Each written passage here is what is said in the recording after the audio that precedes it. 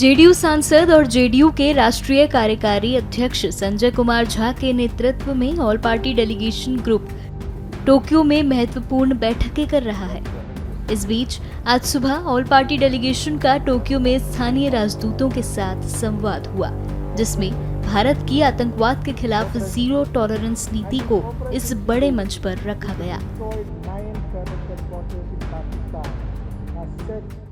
All party delegation एक mission के साथ आया है और यह मिशन है कि आतंकवाद के खिलाफ भारत की लड़ाई में विश्व को एकजुट करना है और पाकिस्तान के द्वारा जो टेरर स्पॉन्सर हो रहा है उसको पूरे विश्व के सामने रखना है। और कल का जो हमारा जापान में पहला दिन हमारा बहुत ही फ्रूटफुल रहा। हमने पहले दिन के अंदर जापान के पूर्व प्रधानमंत्री, जापान के विदेश मंत्री, जापान के कई सारे थिंक टैंक्स, उन सब के साथ संवाद किया और मुझे यह बताते हुए खुशी है कि सबने एक स्वर में भारत की यह जो लड़ाई है आतंकवाद के खिलाफ और आतंकवाद को जो पहुंचते हैं, आतंकवाद को जो स्पॉन्सर करते हैं, वैसे पाकिस्तान के खिलाफ, उसमें सब हमारे साथ खड़े हैं। और उन्होंने बोला कि terrorism in any form it should not be tolerated, और वह भी जो हमारा जीरो टॉलरेंस का जो स्टैंड है उनके साथ खड़े हैं। आज सुबह हमने यहाँ पे जापान में स्थित कई सारे राजदूत, उनके साथ भी ब्रेकफास्ट मीटिंग किया।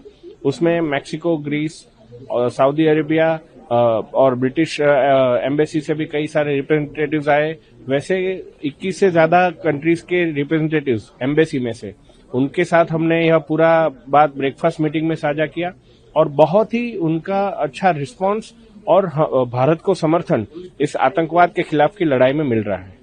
आगे क्या रहेगा अभी आने वाले दिनों में, कंटिन्यू करना है, क्या फोकस है? माननीय प्रधानमंत्री श्री नरेंद्र मोदी जी ने इस जो डेलीगेशन है उनको एक मिशन के साथ भेजा है। भारत का विचार आतंकवाद को लेकर, भारत का विचार आतंकवाद को स्पॉन्सर करने वाले देश के लिए क्या है वह पूरी दुनिया को बताना है और हमें इस आतंकवाद के खिलाफ की लड़ाई में सबको एकजुट करना है।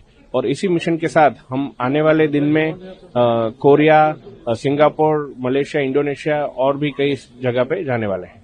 सर, आपको डिफरेंस महसूस हो रहा है जिस तरीके से इंडिया की पॉलिसी रखा जा रहा है यहाँ पर और एक्सेप्टेंस मिल रही है उसको, कितना इम्पोर्टेंट लग रहा है इस विजिट का? यह विजिट एक बहुत ही महत्वपूर्ण विजिट है। आप देख सकते हैं कि जिस प्रकार से भारत सरकार ने यह पूरे डेलीगेशन का गठन किया है, हमारे डेलीगेशन में ही 5 में से 3 पार्टियां तो विपक्ष पार्टियां हैं और बाकी बीजेपी और जेडीयू है।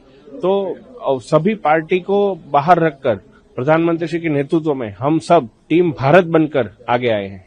बहुत बढ़िया रहा और हमें बड़ी खुशी हुई कि जापान ने, यहाँ के लोगों ने जो भारत का फाइट अगेंस्ट टेररिज्म है उसको सपोर्ट किया। हम करीब 4 दशक से हम सफरर रहे हैं और आपको याद होगा 2016 तक हमने रिएक्ट नहीं किया। 26/11/2008 अटैक हुआ, तब तो मैं यूपी का एडिशनल डायरेक्टर जनरल था। 170 लोग मारे गए, उसमें हमारे 2 आईपीएस अफसर थे, हेमंत करकरे आईजीएन, अशोक कामटे डीआईजी।